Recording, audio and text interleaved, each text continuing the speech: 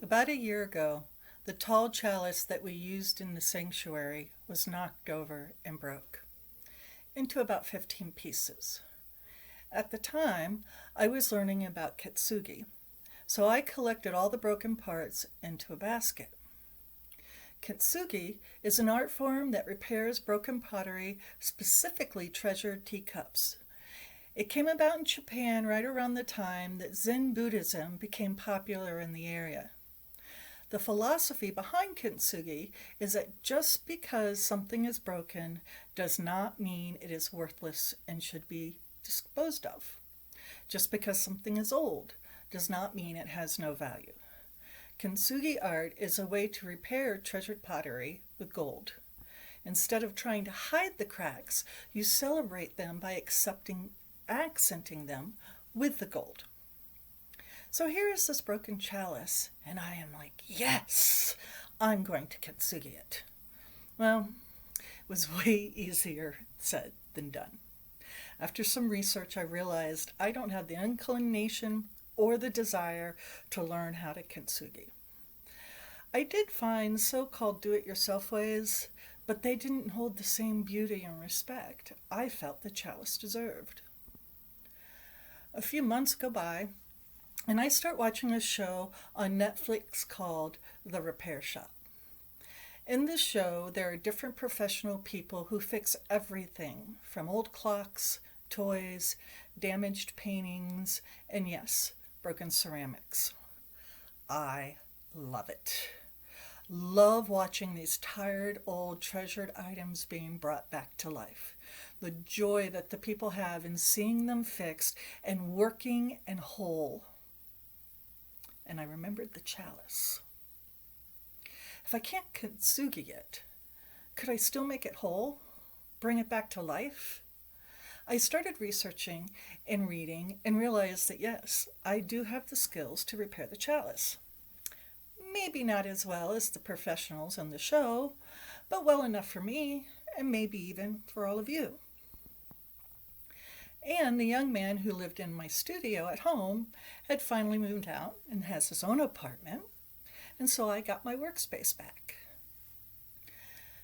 Then I became a work at home full-time mom.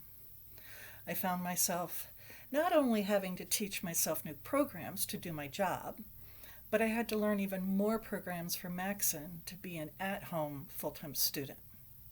And then I found myself back in high school because I am now a full-time teacher at home and an occupational and physical therapist. And I never wanted to go back to high school. Mine, my son's, yours, everyone's life has been knocked over and broken into about 15 pieces, maybe more. So last week, I had had enough. Enough of high school, enough of the news, enough of my family, enough of not having time to clean my house when everyone else is saying their house has never been cleaner. Just enough. So I went into my studio, shut the door, and I saw the chalice pieces sitting on my work table.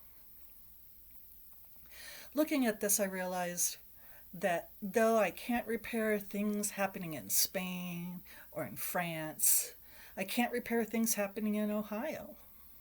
I can't repair the world, but I can fix this chalice. Since then, every spare moment I can find, and even some that I have stolen, has been used to slowly put together our Ishur chalice.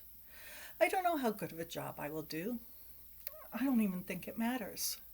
And no, it will not be repaired with gold, but it will still be valued and useful as before. In the end, it will look like a hand-built chalice, and it looked that way before it was broken. I can tell you, I will not make it perfect.